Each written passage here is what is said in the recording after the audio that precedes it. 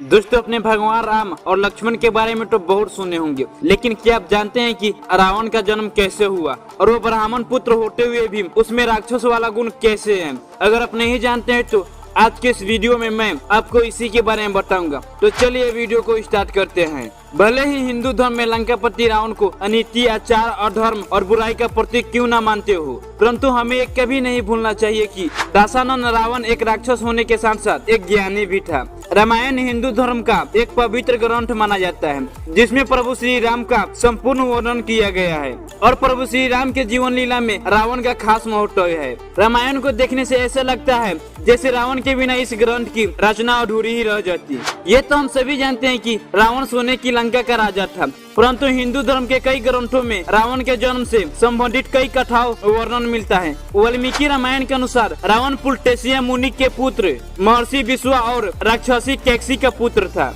वाल्मीकि रामायण उत्तराखंड में वर्णित कथा के अनुसार पुरानी काल में माली, सुमाली और मालवेय नाम के 3 भाई हुआ करते थे। इन तीनों भाइयों ने ब्रह्मा की घोर तपस्या की, जिससे प्रसन्न होकर परम पिता ब्रह्मा ने उन्हें बलशाली होने का वरदान दे दिए। ब्रह्मा जी से वरदान मिलने के बाद तीनों भाई स्वर्ग लोक, पृथ्वी लोक और पाताल लोक में देवताओं सहित ऋषि मुनि और मनुष्यों पर अत्याचार करने लगे। परंतु जब इन तीनों भाइयों का अत्याचार काफी बढ़ गया, तब ऋषि मुनि और देवतागण भगवान विष्णु के पास गए और उन्होंने माली, सुमाली और मालवेय तीनों भाइयों का अत्याचार के बारे में बताए। उसके बाद भगवान विष्णु ने उन सभी से कहे कि आप सब अपने अपने लोग जाए और निर्भय होकर रहें, मैं उन दुष्ट राक्षसों का अवश्य विनाश करूंगा। उधर इस बात की सूचना उन तीनों भाइयों के पास पहुंची तो माली, सुमाली और मालवेय ने अपनी सेना सहित इंद्रलोक के ऊपर आक्रमण कर दिया। इसके बाद भगवान विष्णु इंद्रलोक आकर राक्षसों का सर्वनाश करने लगे। भगवान विष्णु रण क्षेत्र में आने के कुछ ही क्षण बाद सेनापति सहित बहुत से राक्षसों को मार गिराए और बचे हुए लंका की ओर भाग गए।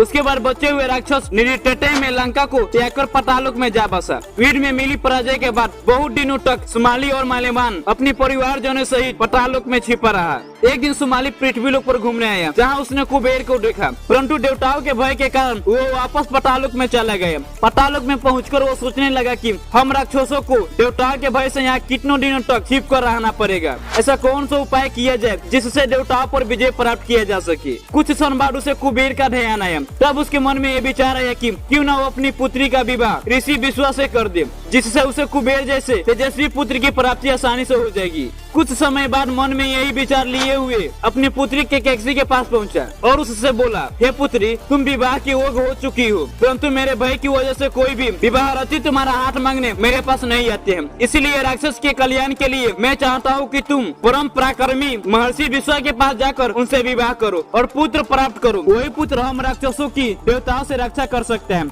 राक्षसी होते हुए भी कैकसी एक धर्म परायण स्त्री थी, इसलिए कैकसी ने अपने पिता की इच्छा को पूरा करना अपना धर्म समझी और वो विवाह के लिए अनुमति दे दी। उसके बाद कैकसी ने अपने पिता को प्रणाम किया और उनसे आज्ञा लेकर महर्षि विश्वा से मिले पाताल लोक से पृथ्वी लोक चल पड़ी। पाताल लोक से पृथ्वी लोक आते आते कैकसी को काफी समय लग गया और जब वो महर्षि विश्वा के आश्रम में पहुंची तो शाम हो चुकी थी। उस समय भयंकर आंधी चल रही थी। आश्रम में पहुंचकर कैकसी ने सबसे पहले महर्षि का चरण छुई और फिर अपने मन की इच्छा बतलाई। कैकसी की इच्छा जानने के बाद महर्षि विश्वा ने कहा, हे भद्रे, मैं तेरी अभिलाषा पूर्ण कर दूंगा, किंतु तुम कुबेले में मेरे पास आई हो, अतः तेरे पुत्र कुकर्म करने वाले होंगे। उन राक्षसों की सूरत भी भयानक होगी। महर्षि विश्वा के वचन सुनकर कैकसी ने उनको प्रणाम करके बोली, हे ब्राह्मण, आप जैसे ब्राह्मणवादी दौर में ऐसी दुर्चारी पुत्रों की उत्पत्ति नहीं चाहती हूँ, आप मेरे ऊपर कृपा कीजिए। तब महर्षि विश्वा ने कैकसी से कहे कि तुम्हारा तीसरा पुत्र मेरे तरह ही धरात्मा होगा। तदंतर दिन पर दिन कैकसी ने बड़ा भयंकर और भीड़ से राक्षस रूपी पुत्र का जन्म दिया, जिसके 10 सिर थे।